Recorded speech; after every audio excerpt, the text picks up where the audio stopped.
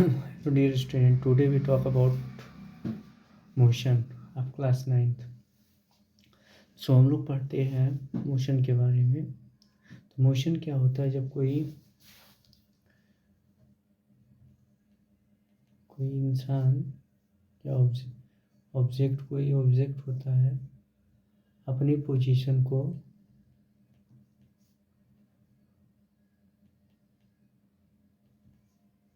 t=0 से t=t पे अपनी पोजीशन को चेंज करता है। मान लो कि तुम घर से अपने स्कूल को गए।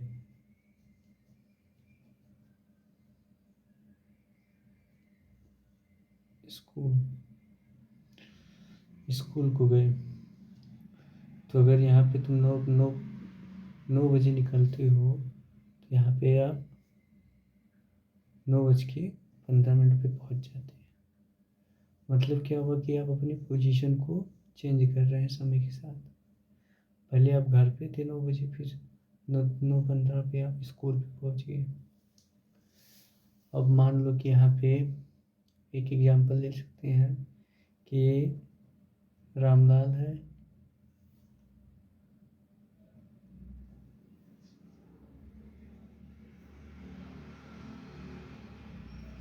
एक है मोंटी। दोनों खेलने के लिए ग्राउंड में आने को कहें। ग्राउंड में फोन पे तो t=0 पे दोनों अपने घर पे है और t=t पे जो है t=t एक समय मान लिया जाता है कि किसी एक टाइम पे वो ग्राउंड पे पहुंच जाते हैं। इसी को कहते हैं कि मतलब वो देख रहे हैं कि अपनी पोजीशन को समय के साथ बदलते जा रहे हैं। अब एक एग्जांपल आप ले सकते हो कि कोई कार है,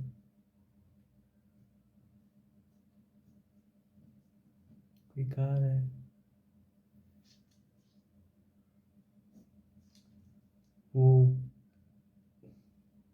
गोरखपुर से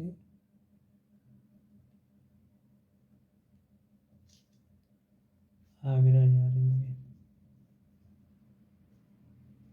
मान लो सुबह निकले,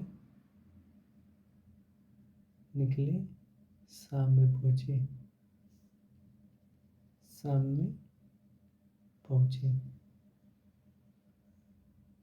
तो क्या हुआ कि सुबह निकले, शाम में पहुंचे, मतलब कि अपनी पोजीशन को ये बार बार कंटिन्यूसली चेंज करते रहते हैं। उसी को कहते हैं मोशन।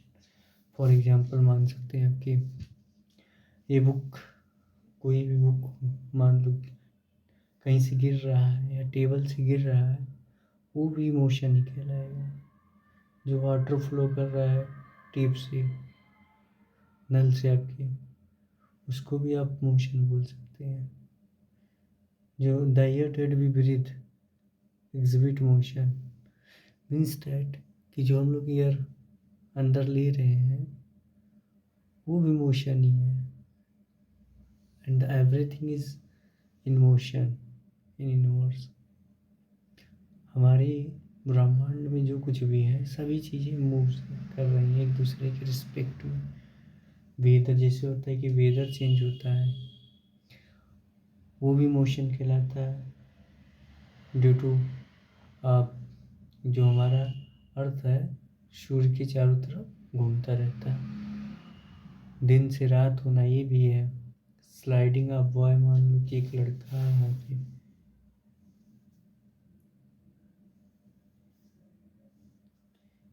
यहाँ से सरक रहा है, यहाँ पहुँच जा रहा है, इसको भी बोलते हैं मोशन ही। वाटर फ्लो कर रहा है, उसे भी साइकिल हम चलाते हैं, उसे भी मोशन ही बोलते हैं। इन सबको डिफाइन करने के लिए हम लोग को एक रेफरेंस पॉइंट की ज़रूरत होती है। अभी आगे हम लोग जानते हैं रेफरेंस पॉइंट क्या होता है। तो मोशन का आप डिफिनेशन लिख सकते हैं।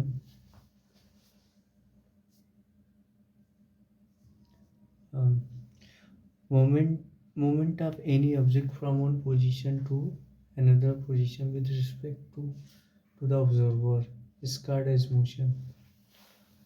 मतलब कि जब कोई बॉडी एक पोजीशन से दूसरी पोजीशन पे जाती है, एक जगह से दूसरी जगह पे जाती है किसी के रिस्पेक्ट में, उसे कहते हैं मोशन। मान लो यहाँ एक कार मूव कर रही है। अब मान लो ये अपना कार है, घर से निकला, यहाँ पे मान लो आपका छोटा भाई खड़ा है। इनिशियली आप दोनों यहीं पे थे, फिर कुछ समय बाद देख रहे हैं कि जो कुछ समय बाद देख रहे हैं आप जो है आपके भाई से थोड़ी दूरी पे 4 मीटर डिस्टेंस पे आ गए। मतलब कि आप मूव कर रहे हैं एक जगह से दूसरी जगह, अपनी पोजीशन को चेंज कर रहे हैं। मान लीजिए पहले आप 0 पे थे, अब यहाँ 4 मीटर पे चले आए, और यहाँ एक मान लीजिए ट्री है, आप यहाँ से इधर उधर गए, तो आगे एक आएगा डिस्टेंस टर्म, एक आएगा डिस्प्लेसमेंट टर्म। तो उसको डिफाइन करने के लिए हम कोऑर्डिनेट्स का यूज़ करते हैं कि what is distance and what is displacement.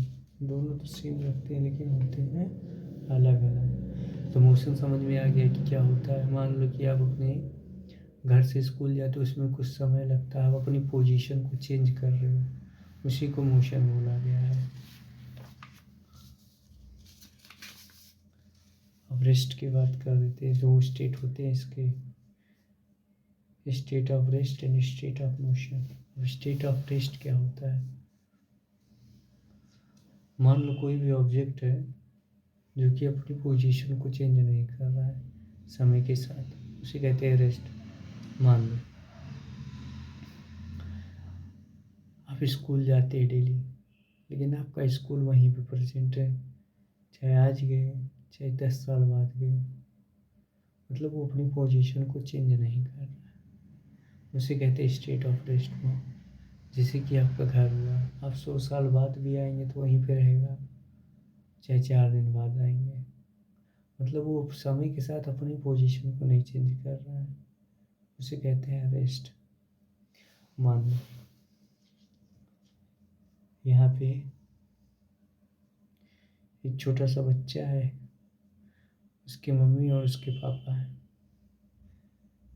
तो पापा का क्या काम होगा कि कार चला रहे हैं आराम से, और जो मम्मी है वो अपने बच्चे को सुन रही। तो बच्चे खाली बैठा वो बाहर देख रहा है, बोल रहा है देखो मम्मी ट्री पीछे जा रहा है।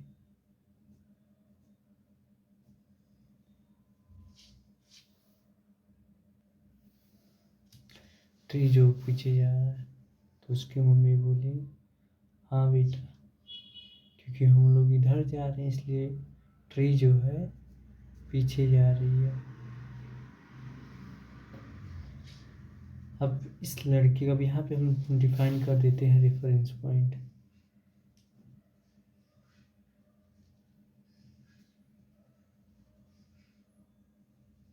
रेफरेंस पॉइंट मान लो यहाँ पे एक बच्चा, ये बच्चा है, इसके नज़रों में ये ट्री जो है मूव कर रहा है, ये ट्री है जो मूव कर रहा है, लेकिन इसके मम्मी पापा इसके रिस्पेक्ट में, इस बच्चे के रिस्पेक्ट में रेस्ट में है, क्योंकि साथ साथ है, इसलिए इसे कहते हैं स्टेट ऑफ रेस्ट। इसे बोलेंगे तो लिख सकते हैं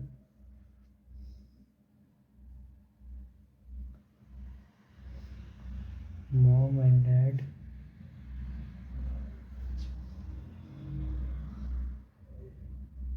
with respect to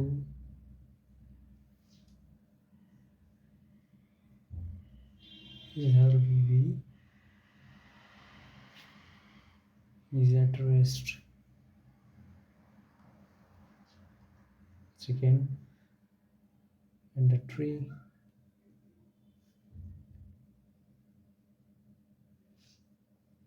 is moving.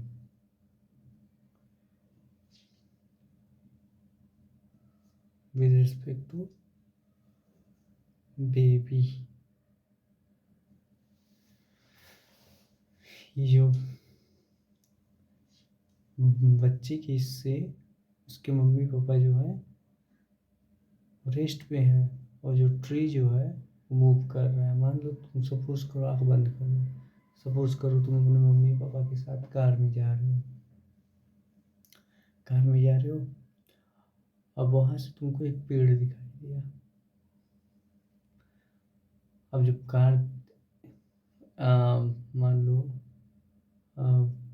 सीधे जा रही है, तो जो आपको ट्री होगा पीछे जाता हुआ नजर आएगा, और जो आपके मम्मी पापा होंगे आपके साथ बैठे होंगे, इसलिए वो रेस्ट पे नजर आएंगे। तो आई थिंक आप लोग समझ गए होंगे। अब आ जाता है टर्म डिस्टेंस डिस्प्लेसमेंट टर्म आ जाता है हमारे पास। फर्स्ट ऑफ ऑल हमको समझना होगा कि स्केलर क्वांटिटी क्या होता है, वेक्टर क्वांटिटी क्या होता है। स्केलर क्वांटिटी बोल सकते हो जिसके पास मैग्नीट्यूड होता है, कितना पढ़ना है ये पता होता है, लेकिन कैसे पढ़ना ये नहीं पता होता।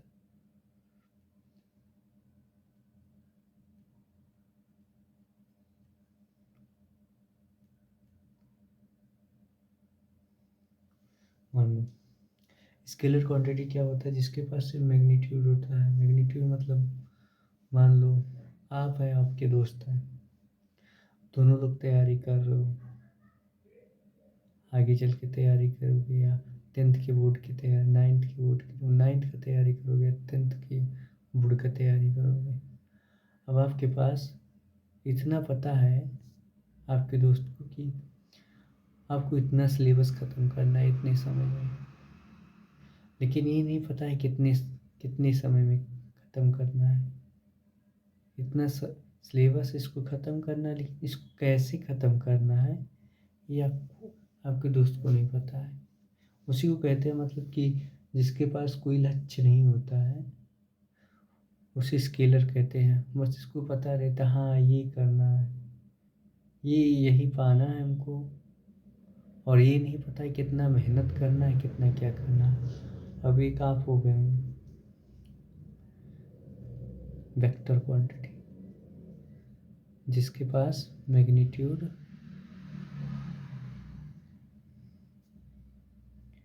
प्लस डायरेक्शन, जिसको ये पता है कितना सिलेबस और इसको कैसे पढ़ना है, उसको भी पता है कि रास्ता पता है कि कैसे हमको चलना है, उसे कहते हैं वेक्टर क्वांटिटी। तो स्केलर क्वांटिटी क्या होता है, जिसके पास मैग्नीट्यूड होता है, और वेक्टर क्वांटिटी किसे कहते हैं, जिसके पास मैग्नीट्यूड प्लस डायरेक्शन दोनों होता है। तो आगे हम देख रहे हैं डिस्टेंस एंड डिस्प्लेसमेंट पढ़ेंगे, इससे आपको क्लियर हो जाएगा आगे का बात। तो डिस्टेंस और डिस्प्लेसमेंट जो है दो ऐसी क्वांटिटी है जो कि लगते सेम है, बट दोनों अलग होते हैं, उसके मीनिंग अलग होते हैं, और उनके मतलब सब चीज़ें अलग होती हैं। डिस्टेंस क्या होता है कि हम कितना दूरी तय करते हैं, मतलब कितना टोटल डिस्टेंस तय करते हैं, उसको कहते हैं डिस्टेंस। मान लो डिस्टेंस समझना है, ये देखो ये से बी गए घूमते घूमते घूमते घूमते, उसे कहते हैं डिस्टेंस। आप डिस्टेंस को आप ये भी समझ सकते हो, आपको स्कूल जाना है, 10 मिनट पहले ही निकल गए, जाएंगे यहाँ से चाय पियेंगे, चाय पी के फिर अपने दोस्त के घर जाएंगे, फिर जाएंगे स्कूल। तो उसी को कहते हैं डिस्टेंस। भाई डिस्टेंस तो क्या होता है, डिस्टेंस वो total moment of an object without any regard to direction, बिना डायरेक्शन के भागते जा रहा है, घूम रहा है, उसी को कहते हैं डिस्टेंस। सो डिस्टेंस को हम लोग क्या डिफाइन कर सकते हैं, distance is defined as the total path. क्या होता है, टोटल पाथ या total distance covered by an object. कोई भी ऑब्जेक्ट है तो उसका तो कोऑर्डिनेट दिया होगा कि वो घर से निकला या स्कूल गया। इनिशियल पोजीशन से फाइनल पोजीशन ये ज़रूरी है लिखना, नहीं तो मार्क्स थोड़े बहुत काट लिए जाएंगे। Initial position to final position उसे कहते हैं डिस्टेंस। मतलब कितनी आप दूरी घूम रहे हो। मान लो आपको कोचिंग जाना है तो आपके पास दो रास्ते हैं, एक है कि सीधे निकल जाओ 5 मिनट में पहुंच जाओ, एक है कि 15 मिनट में पहुंचोगे। जो 15 मिनट में पहुंचोगे उसे डिस्टेंस बोला गया है, क्योंकि वो लंबा रास्ता घूमते घामते जाओगे। और जो छोटा वाला रास्ता 5 मिनट में पहुंचोगे, आगे चल के उसी को डिस्प्लेसमेंट बोलोगे। तो डिस्टेंस जो है कभी भी जीरो नहीं हो सकता है, डिस्टेंस कांट बी जीरो और नेगेटिव। सो इसको मान लो आप, घर है आपका, ये आपका स्कूल है, स्कूल है। अब आपके पास दो रास्ते हैं, इधर इधर इधर इधर इधर, एक आपका रास्ता ऐसे है। तो इसको बोलेंगे जो टोटल पाथ, सबसे बड़ा वाला दूरी आप जो तय कर रहे हैं उसी को बोलते हैं डिस्टेंस, इसी को बोलते हैं डिस्टेंस। जो सबसे लंबा वाला दूरी होगा उसको डिस्टेंस बोलेंगे, और ये नेगेटिव नहीं हो सकता है।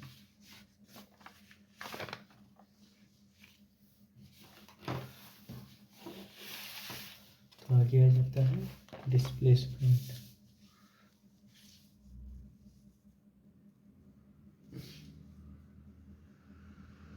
डिस्प्लेसमेंट क्या होता है,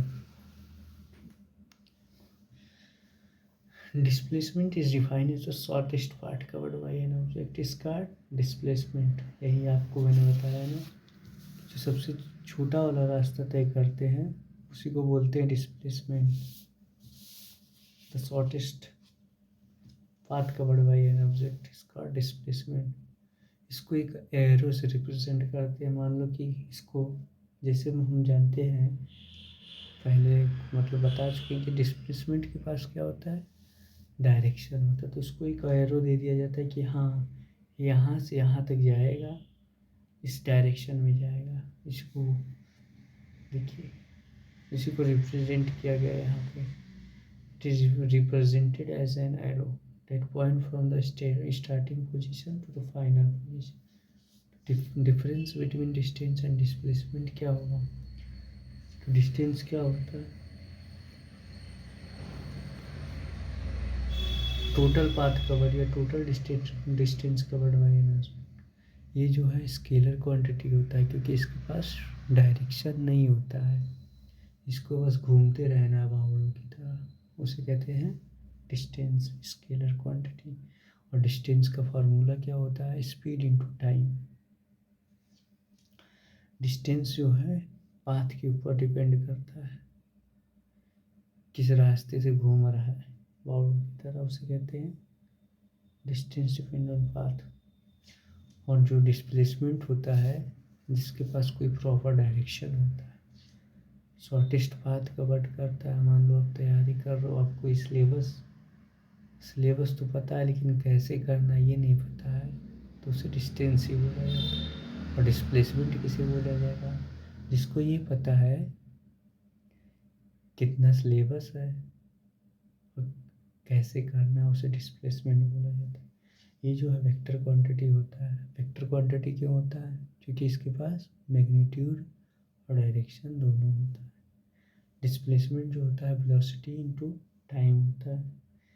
it may be positive, zero और नेगेटिव कुछ भी हो सकता है। It is not depend on path, ये किसी ही रास्ते पर नहीं डिपेंड करता है, इसके पास एक प्रॉपर वो वो होता है डायरेक्शन, होता है कि बस इससे घूमना है। ये नहीं कि कोई अगर दूसरा रास्ता आ गया तो उसको पकड़ लो, तीसरा आ गया इसको। सो आगे हम पढ़ रहे हैं स्पीड के बारे में। तो स्पीड क्या होता है? Speed, distance travel by the object in unit time is called speed. क्या होता है distance travel by the object in unit time? किसी किसी भी दूरी को तय करते हैं कितने समय में, उसी को बोलते हैं स्पीड। तो ये भी लिख सकते हो, distance travel by an object पर unit time is called speed. ऐसा यूनिट ऑफ स्पीड क्या होता है? Metre per second. Metre per second क्यों होता है पहले बताओ। हम कितना डिस्टेंस तय किए हैं, कितने समय में किए हैं, उसी को कहते हैं मीटर पर सेकेंड। मतलब मीटर ऊपर होगा, सेकेंड नीचे होगा। इसको इसी से रिप्रेजेंट भी करते हैं, represent by metre per second. इसको पर बोल दो, इसको सेकेंड बोल दो। कि 100 मीटर, एक सेकेंड में कितना मीटर ही चल रहा है। स्पीड जो होता है स्केलर क्वांटिटी होता है, क्योंकि ये डिस्टेंस वाली चीज़ें इसमें आती हैं। इसका मामला किस में है? डिस्टेंस में है। इट हैज़ ओनली डायरेक्शन, इसके पास कोई सिर्फ डायरेक्शन होता है। इट हैज़ ओनली मैग्नीट्यूड,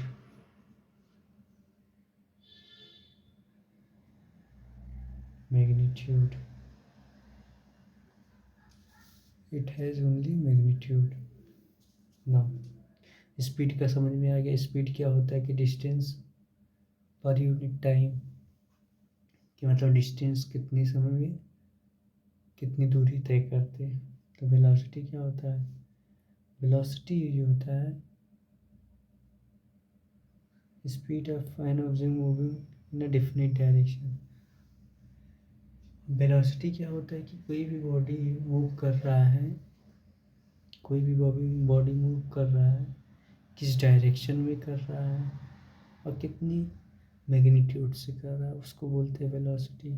तो वेलोसिटी को डिफाइन आप कर सकते हैं। और velocity is defined as the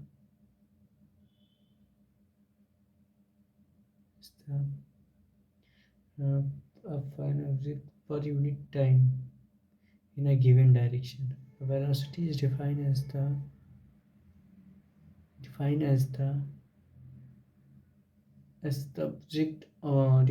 object moving in a definite direction.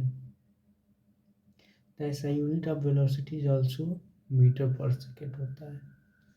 ऐसा यूनिट जो होता है सेम होता है स्पीड की तरह। तो velocity is defined as the distance travel by और displacement travel by an distance travel per unit time is called velocity and it has direction।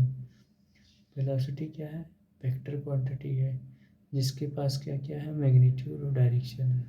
तो velocity equal to displacement upon time, मतलब velocity equal to displacement upon time, कितना दूरी कितने समय में हम तय करते हैं उसी को बोलते हैं। मान लो एक कार है मूव कर रहा है इस डायरेक्शन में। मान लो एक ये ईस्ट, मान लो ईस्ट डायरेक्शन है ये। अब इसको क्या दे दिया गया? एक तो डायरेक्शन दे दिया गया, किस डायरेक्शन में चल रहा है? ईस्ट डायरेक्शन में। और एक मैग्नीट्यूड दे दिया गया कि कितनी किलोमीटर आवर से चल रहा है? 50 किलोमीटर पर आवर से चल रहा है। मतलब अगर इसके पास डायरेक्शन नहीं होता तो बावड़ों की तरह घूमता रहता है, इसका कोई वो ही नहीं रहता कहाँ चल रहा है कहाँ नहीं। लेकिन हाँ, जैसे ही डायरेक्शन मिला हम ये बता सकते कि हाँ ये इधर जा रहा है इस डायरेक्शन में, उसे बोलते हैं वेलोसिटी। तो वेलोसिटी क्या, वेलोसिटी और स्पीड में डिफरेंस क्या होता है?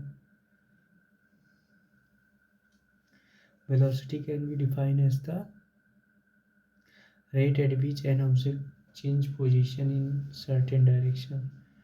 वेलोसिटी को क्या बोल सकते हैं कि ये अपने समय के साथ डिस्प्लेसमेंट, मतलब अब डिस्प्ले दूरी तय कर रहा है किसी प्रॉपर डायरेक्शन में। एक प्रॉपर डायरेक्शन दे दिया गया, उसी उसी रास्ते पे ये चल रहा है, उसी को कहते हैं वेलोसिटी। वेलोसिटी जो है वेक्टर क्वांटिटी होता है, जिसके पास क्या होता है, चलो बोलो बोलो बोलो, मैग्नीट्यूड और डायरेक्शन दोनों होता है। ये याद कर लो, ये आएगा जरूर एग्जाम में।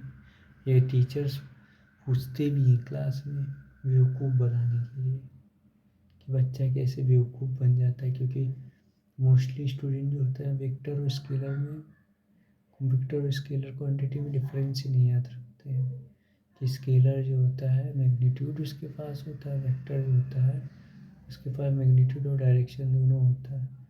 स्केलर जो है बावड़ों की तरह घूमता है, और वेक्टर जो होता है उसके पास दिमाग से घूमता है। तो velocity can B zero, negative और positive. rate at which rate at which an object cover a certain distance is called speed। जिस रेट कोई भी रेट से कुछ डिस्टेंस कवर करते हैं उसको कहते हैं स्पीड। ये जो है स्केलर क्वांटिटी होता है, जिसके पास कोई डायरेक्शन है, बावड़ों की तरह बस घूमता रहता है। स्पीड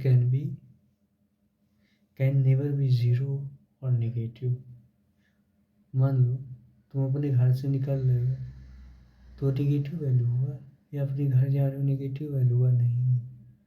आप किसी पोजीशन से निकल रहे हो, किसी पोजीशन पे जा रहे हो, घूम के आ रहे हो, उसी को नेगेटिव नहीं बोल सकते। स्पीड में और मे नॉट बी इक्वल।